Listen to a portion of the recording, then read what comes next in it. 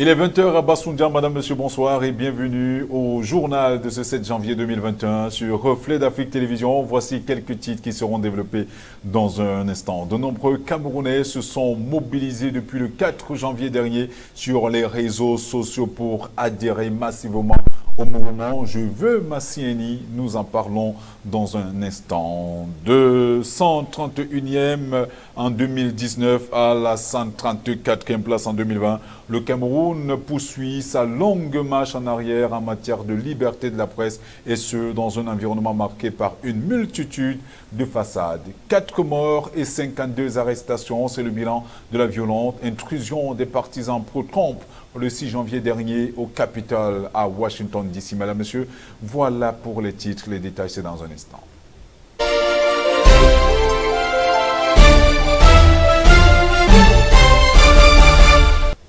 Un nouveau commandant à bord de Camerco, Jean-Christophe Elangema, est le nouveau directeur général de la compagnie aérienne camerounaise. C'est au cours d'un conseil extraordinaire tenu ce 7 janvier que Alexandre Fauchivé et Moguer Ayem ont été nommés respectivement directeur général adjoint et président du conseil d'administration. Cette décision du conseil d'administration intervient 19 jours après le limogeage de l'ex-directeur général de la compagnie. Une décision que lui, Georges Dipendi, avait justifiée par une situation critique que traverse l'entreprise depuis le début de l'année, aggravée notamment par la pandémie du coronavirus qui a obligé la compagnie à un arrêt d'activité pendant des mois. La nouvelle équipe aura à cœur la restructuration de la compagnie nationale qui, je le disais tout à l'heure, traverse depuis quelques années une situation préoccupante. Le gouvernement, notamment le nouveau directeur général de Camerco, Jean-Christophe Elangema, remplace à ce poste Louis-Georges Difendi Poitou aux commandes depuis 2019. De nombreux Camerounais se sont mobilisés depuis le 4 janvier dernier sur les réseaux sociaux pour adhérer massivement au mouvement Je veux Massieni, une initiative de Anne Féconde Noah, porte-parole du Parti camerounais pour la réconciliation nationale, afin d'interpeller les pouvoirs publics en charge de la production de ce précieux document dont de milliers de Camerounais n'arrivent toujours pas à entrer en possession. Liliane Fogel.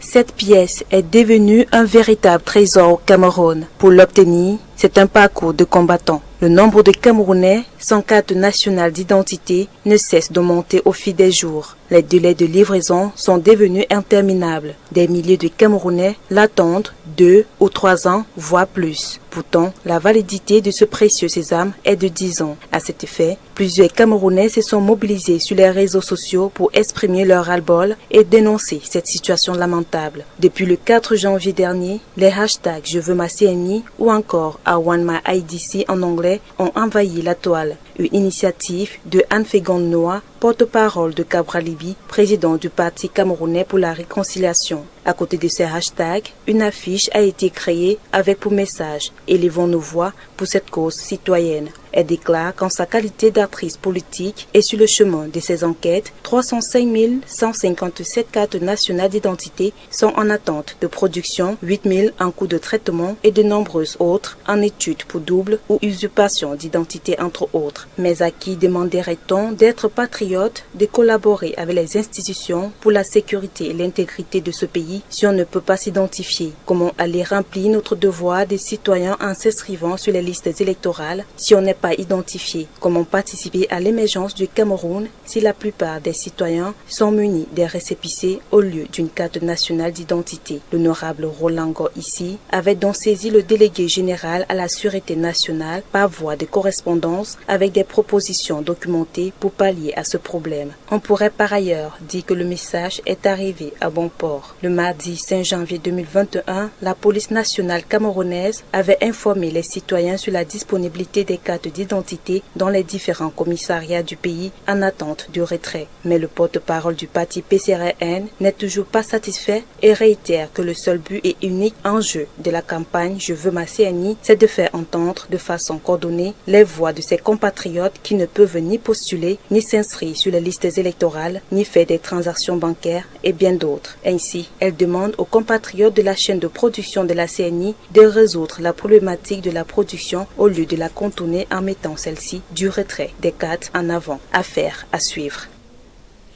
À la fin de l'opération Zéro Accident lancée en octobre dernier en vue de traquer les hors-la-loi, le ministre des Transports Jean-Ernest Massina Ngalé Bibé a décidé du retrait le mardi 5 janvier 2021 des licences d'exploitation à 4 entités afin que celles-ci servent d'exemple à ceux-là qui choisiront d'emprunter la même voie. Et d'ailleurs, il a continué à retirer beaucoup d'autres permis de conduire aux usagers qui ne se conformaient pas aux dispositions en vigueur. Lessine Fumba nous en dit plus.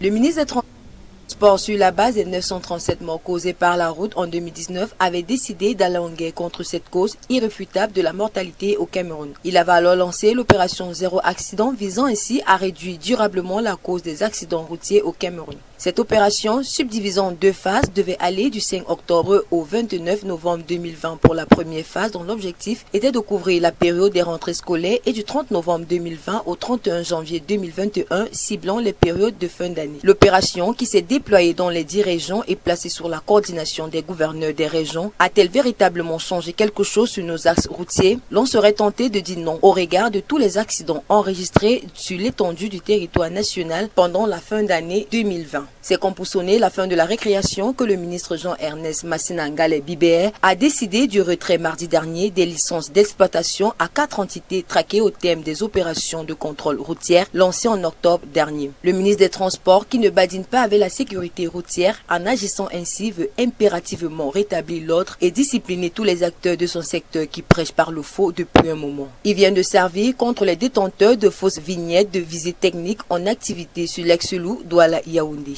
C'est à titre conservatoire qu'il a décidé du retrait de la circulation des véhicules appartenant à des personnes physiques et morales qui ont été traquées avec ce faux document dans le cadre de l'enquête administrative ouverte à cet effet. Par la même occasion, il a également procédé au retrait de leur licence d'exploitation et leur a infligé des amendes financières proportionnelles à leur grief. En dépit des mesures conservatoires prises à leur encontre par le ministre, ces entités ne seront pas exemptes des sanctions administratives et judiciaires qui pourraient leur être infligées également au terme de l'enquête ouverte pour établir pleinement leur culpabilité. Au thème des opérations de contrôle routier lancées le 5 octobre 2020 par le ministre des Transports, il a exhorté tous les automobilistes à plus de civisme et à un sens élevé de responsabilité pour lutter efficacement et durablement contre l'insécurité routière au Cameroun.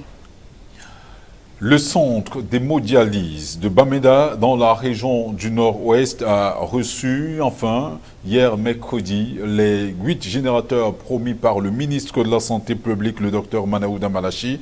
C'est finalement un ouf de soulagement que les malades souffrant d'insuffisance rénale dans ce centre hospitalier ont poussé. Cette acquisition vient donc définitivement mettre un terme à la polémique de la supposée fermeture de ce centre d'hémodialyse depuis le 3 janvier dernier entre le directeur de ce centre hospitalier et le délégué de la santé publique pour la région du Nord-Ouest. Selon le rapport publié, nous le disions en titre, par Reporters sans frontières en 2020, le Cameroun occupe la 134e place des pays qui ne respectent pas malheureusement la liberté de la presse dans le monde. Il perd ainsi 3 places et poursuit sa longue marche en arrière en matière de liberté de la presse dans un environnement marqué par une multitude de façades. Caron Noukwa. Le climat de presse au Cameroun est morose. Selon le classement 2020 de Reporters sans frontières, le Cameroun a reculé de 3 points en matière de liberté de la presse et est classé au rouge. L'hostilité à l'encontre des journalistes a fini par susciter des passages à l'acte le plus grave et plus fréquent. Selon cet organisme international, le Cameroun est un champion africain des coupures d'Internet et à la suite des élections d'octobre 2018, de nombreuses exactions ont été commises à l'encontre des journalistes médias. Des menaces, en passant par des agressions et intimidations. Les détentions arbitraires des journalistes et des poursuites devant les tribunaux militaires aux juridictions spécialisées sont fréquentes. On en veut pour preuve l'arrestation de la journaliste Mimi Mefo il y a quelques années après son reportage sur les conflits du Nord-Ouest et du Sud-Ouest. La presse camerounaise est, semble-t-il, muselée. Toujours selon Reporters sans frontières, en 2014, la loi antiterroriste avait été utilisée pour maintenir en prison pendant 2 ans et demi un correspondant de la Radio France Internationale. La permanence des menaces sur l'exercice du journalisme traitant des sujets les plus sensibles comme la crise anglophone, et la lutte contre le terrorisme fait régner une atmosphère de crainte et d'autocensure. Est-ce au regard de tous ces différents éléments évoqués que Reporters sans frontières s'est fondé pour bâtir son classement? Doit-on rappeler à cet organisme international que les pays qui occupent ses premiers rangs sont pourtant ceux-là même qui ne respectent pas les libertés de la presse? Car, il faut le souligner, aucun de ses collaborateurs en mission au Cameroun ou des journalistes exerçant sur le territoire camerounais n'ont été abattus au cours de l'exercice de leurs fonctions. Le nombre pléthorique d'organes de presse présents au Cameroun ne démontre-t-il pas à suffisance que le Cameroun ne muselle pas sa presse? Les orphelins de guerre étaient au cœur de la célébration du 6 janvier 2021 de Bamenda à Buea.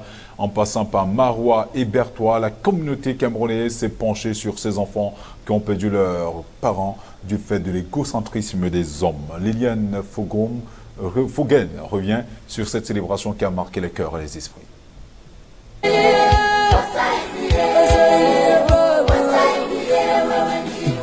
Ils sont des milliers à être transformés en épaves à cause de la guerre. Ils sont exposés à l'exploitation, aux abus systématiques et à la violence. Ces enfants orphelins de guerre souffrent encore des années de la blessure psychique, du manque de soins et de l'absence de perspective. Des jeunes filles sont souvent victimes de viols systématiques ou contaminées par des maladies sexuellement transmissibles dans les conflits armés. Ainsi, les chefs de guerre cherchent à démoraliser les familles et les communautés villageoises ou à les diviser. Il arrive également que les femmes soient victimes d'abus pendant des années. Le Cameroun, pays de l'Afrique centrale, fait face à une guerre sans merci depuis près de 3 ans dans les régions dites anglophones. Depuis octobre 2017, les séparatistes y ont proclamé un État fictif, l'Ambazonie, faisant des milliers de morts et 700 000 déplacés, parmi lesquels les femmes et les enfants. On se souvient encore de Florence Ayafor, gardienne à la prison centrale de Bamenda, qui a été kidnappée et décapitée par des sécessionnistes le 29 septembre 2019. Un assassinat qui a suscité l'émoi au sein de la communauté camerounaise et internationale. L'attaque qui a plus suscité l'indignation dans cette crise socio-politique fut celle du 24 octobre 2020 où plusieurs enfants âgés de 9 à 12 ans ont été tués par un groupe d'hommes armés qui ont pris d'assaut la classe de 6e de la Moda Francisca International Bilingual School, un établissement secondaire privé situé dans la ville de Kumba, dans le sud-ouest du Cameroun. Une barbarie de trop dénoncée par plusieurs organisations nationales et internationales. À cause de cette guerre et celle de Boko Haram à l'extrême nord du Cameroun, des milliers d'enfants sont affectés et séparés de leur famille. Elle les chasse de leur chez-soi, détruit les écoles et les centres de santé. L'on se demande encore aujourd'hui quand est-ce que cette guerre prendra fin. Cette journée qui se célèbre rappelle encore que le droit des enfants doit être protégé et ils doivent vivre dans un environnement pacifique, sans encombre, même si les adultes ont décidé de régler le conflit par la voie de la violence.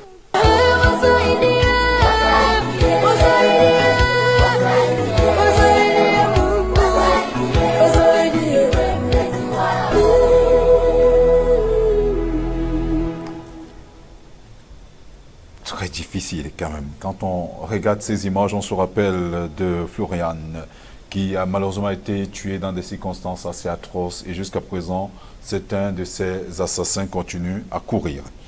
Nous le disions aussi en titre qu'après une interruption de plusieurs heures due à l'intrusion violente des partisans pro-Trump dans le siège du Congrès américain, plusieurs personnes ont été arrêtées à Washington, capitale fédérale des États-Unis. On fait le point avec Liliane Foguen, une fois de plus.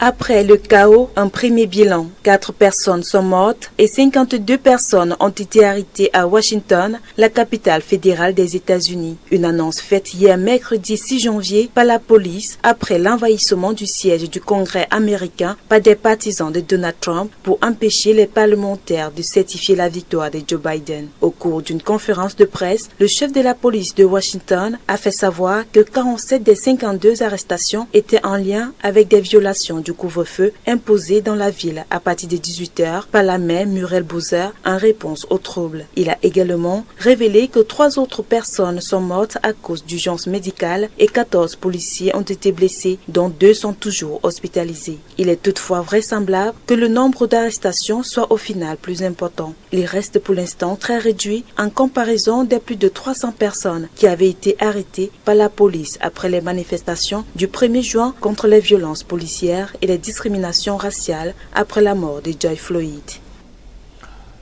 La journée du 6 janvier 2021 restera décidément à jamais marquée dans les annales et les esprits des Américains.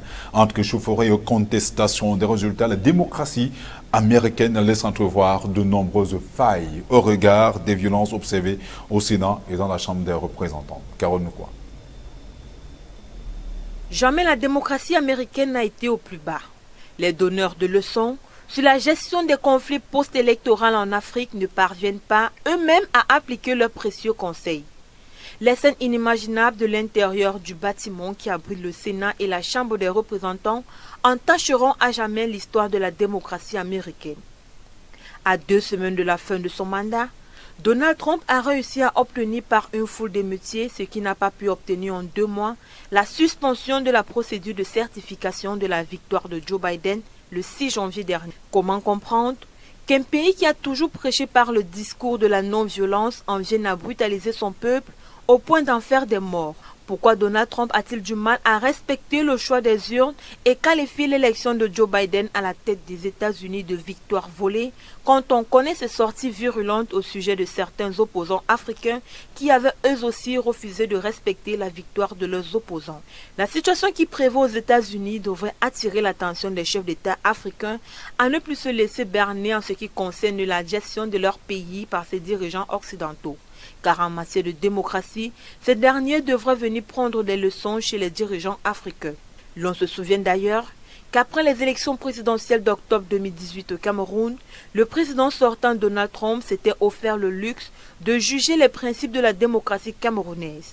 Aujourd'hui, le vent s'est retourné en sa défaveur et il a du mal à accepter sa défaite. C'est à croire que Donald Trump est lui aussi un président africain. Pourquoi le président de l'Organisation des Nations Unies, Antonio Guterres, jusqu'ici, n'a pas fait de sortie suite aux événements du 6 janvier dernier? Pourtant, très proactif lorsqu'il s'agit de donner des leçons de gouvernance aux pays africains, souvent en conflit après des élections. Les États-Unis d'Amérique, qui sont pourtant considérés comme étant le pays fondateur de la démocratie, a démontré à travers ces récents événements les manquements et les insuffisances de cette démocratie. Néanmoins, il faut reconnaître que malgré les échauffourées et contestations d'il y a plusieurs semaines, le Congrès américain a finalement officialisé la victoire de Joe Biden à la présidentielle ce 7 janvier 2021. Donald Trump, pour sa part, bien qu'il continue à contester les résultats, a admis la fin de son mandat et a assuré qu'il y aura une transition ordonnée le 20 janvier prochain. Le Soudan a signé hier avec les États-Unis un accord historique lui permettant de recevoir une aide financière annuelle de plus d'$1 milliard pour l'aider à rembourser sa dette à la Banque mondiale. Cet accord marque également le tout premier pas des États-Unis vers le Soudan depuis sa sortie de la liste des pays soutenant le terrorisme tenue par le pays de l'oncle Sam. En République centrafricaine, 10 candidats font bloc pour demander l'annulation des élections présidentielles et législatives du 27 décembre dernier. Thierry Blanchard-Sop nous en dit plus. Près de nous en Centrafrique, ils sont 10 sur les 16 candidats qui ont participé à la présidentielle de décembre dernier à demander l'annulation du double scrutin présidentiel et législatif. Lundi soir, avec 53,92% des voix et dans l'attente de la confirmation par la Cour constitutionnelle, Faustin Archange Touadéra avait été déclaré vainqueur de l'élection présidentielle dès le premier tour par l'autorité des élections, l'ANE. C'est depuis la proclamation de ces résultats provisoires que les protestataires se sont levés, parmi lesquels figurent les ex-premiers ministres Anissé Georges Dologuélé, arrivé deuxième de l'élection avec 21,01% des voix, et Martin Ziguélé, classé troisième avec 7,46%. Nous demandons l'annulation pure et simple et la reprise des élections présidentielles et législatives du 27 décembre. Nous ne reconnaissons pas les résultats publiés par l'ANE, ont écrit ces 10 candidats de l'opposition dans un communiqué. Le Soudan a signé hier mercredi un prêt à court terme de 1,2 milliard de dollars avec les États-Unis et a paraphé au passage un autre acte pour normaliser ses relations avec Israël. La visite a été brève, mais elle a permis de reconstruire les ponts entre les deux pays. C'est le secrétaire américain du Trésor, Steven Mnuchin, qui s'est rendu dans la capitale soudanaise de Khartoum afin de réaliser ainsi un déplacement historique, puisqu'il s'agit de la première visite d'un représentant américain depuis le retrait du Soudan de la liste des pays soutenant le terrorisme dressé par les États-Unis. C'est au cours de cette visite que l'accord promettant une aide financière d'un peu plus d'$1 milliard chaque année au Soudan pour l'aider à rembourser sa dette envers la Banque mondiale a été signé. Madame, Monsieur, c'est sur cette information que nous mettons définitivement un terme à ce journal. Nous disons merci à toute la communauté de malentendants qui suit particulièrement cette session d'information parce que nous restons convaincus qu'ils ne sont pas délaissés pour compte. Reflet d'Afrique Télévision, la seule télé inclusive en Afrique. Madame, Monsieur, bonsoir. Demain 20h.